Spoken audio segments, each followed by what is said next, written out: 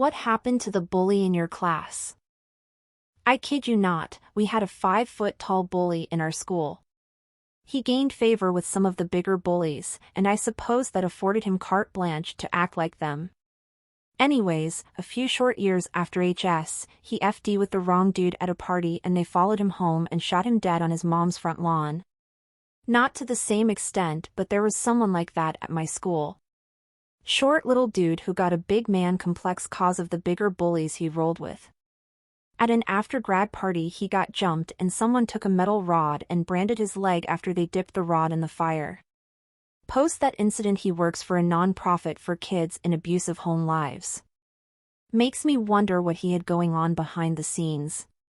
Lots of bullies get bullied at home and that is why they take it out on others. It gives them a sense of power when they have none in any other area of their lives. This isn't true of all of them, but a good portion. I'm all too aware of this, unfortunately. As a kid who eventually did their cycles through CPS as a teen, I know exactly what that abuse cycle can look like, unfortunately. I think it's what made me almost sympathize with some of them when I imagined what their home life must be like, almost being the key word. Yeah, just because the behavior is explainable, doesn't mean it is excusable. If anything, it's a big reason to support accepting and leaving alone people that change when they grow older. Unlearning aggression and other maladaptive behaviors from an abusive upbringing can take years of work with a professional to healthily address and cope with. That deserves recognition. Victims of past bullying plus behaviors don't have to personally forgive nor associate with the person, but I've seen plenty of people resentful and still craving and or plotting revenge on people who've turned their life around for things they did over a decade ago in a toxic environment. He now owns his father's huge, massively lucrative construction company. Which is exactly what he said he was going to do, and also let us know how much richer he was going to be than us. So yeah, it sucks BC it came true. Well, there's still time for him to develop a crippling cocaine addiction or something, so take heart in that. Befriend him and slowly get him hooked or get a mate to sell him it. In seriousness though, don't be ruining their life, just forget they exist.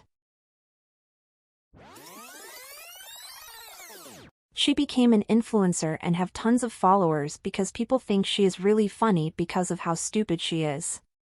She kinda have a Paris Hilton persona going on.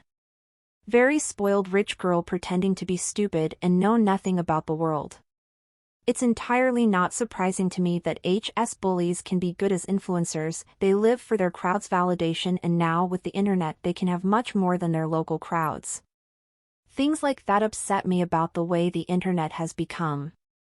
When I had no validation IRL, I found escapism and a ton of validation online on a few forums, and it felt good to be known and liked in a community. And now the internet is just an extension of ourselves, and I feel the need to escape it again. It's wild. They'll all have their reckoning one day. Beauty fades, followers leave, and time keeps marching on. His father was caught stealing millions from the community. Dad was a wealth manager and all his clients were friends and neighbors in a sort of small town. The family was really put through the ringer of embarrassment, and the bully was a wreck for a long time. I guess he realized all the wealth and arrogance that he grew up with was stolen from everyone he knew. I saw him years later and it was like seeing a different person. He had changed his name, walked differently, and held himself with a different posture. We spoke for a few minutes and it was almost like he was genuinely interested in me. He didn't go out and say sorry for what he had done, but it seemed like he wanted to, but though it would be tacky, maybe I'm reading too much into that interaction, but it was a little weird. It was like he had been forcing himself to be an actual nice guy. I'm gay. I wasn't out of the closet as a kid, but everyone knew. A Bulldyke friend once told me, "You're incredibly butch until you move or open your mouth." Many guys were nasty to me about it. At my 30th anniversary, those of them who were there each approached me individually to tell me they were sorry, it was wrong of them and they had learned better. It was surprisingly moving, and I appreciated it from each guy. Wow, that's a really nice story of how people can learn and change. We had a kid in grade school in the 80s who was clearly gay. He sort of came out in the late 80s, again, no secret. I don't think I ever did him harm, but we all definitely gave him the cold shoulder and didn't make him feel welcome. I could have been kinder once the secret was out. Yeah, we learn, we mature. I was wrong. He died in his 30s, many years ago, and I regret how we treated him and that I never got to apologize. Would he have accepted an apology? I don't know, but I wish I could have told him I was sorry. Prison for killing people by lighting a diner on fire. Will you elaborate? This is not something you read every day. Back in late 70s, early 80s.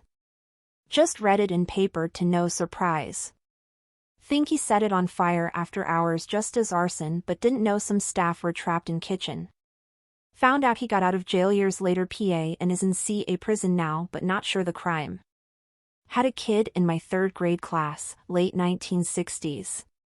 He came to our class from another school after his house burned. Lasted a week before he burned down the new house and he was gone. Damn, that's the kinda name I'd Google these days to see whatever came of that guy.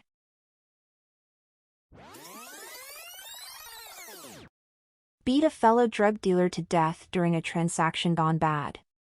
Sentenced for murder, but then somehow it was downgraded to manslaughter. Served about 10 years, and judging from his FB posts, I know his brother, he has a girlfriend, a job, and has cleaned up his act. Edit to add what happened. Just looked up the story. He was convicted of 2nd-degree murder with depraved indifference. Then the State Court of Appeals changed the law interpreting the definition of the charge. The federal court vacated the conviction, finding that the defendant was factually innocent of depraved indifference murder. He agreed to plead to the lesser charge of manslaughter. So he had already served 10 years and was released after the plea to manslaughter. You see, all it took was a little bit of support and murder.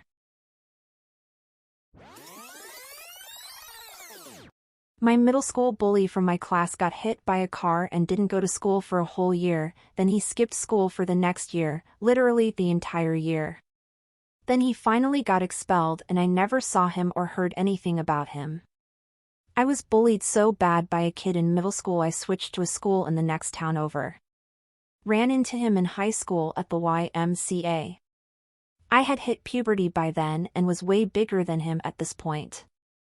I asked to guard him and I played as dirty as I could. Knee to the chest when he tried to block my layup. Elbows flying everywhere at all times. Bone-crunching picks. Never said a word to him. Just beat him up as much as I thought I could get away with while generally staying within the rules. I know it was petty AF, but it was cathartic. Never saw him at the Y again.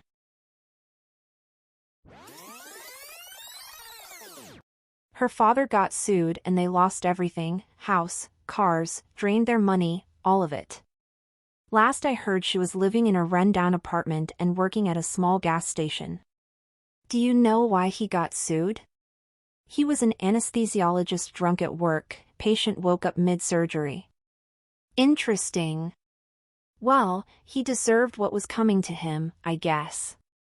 Do you feel she did too? Partially. She always looked down on everyone, very mean and snobby. It's definitely unfortunate she lost everything due to something so out of her control, but I do hope it was a wake-up call for her and she'll be a better person moving forward.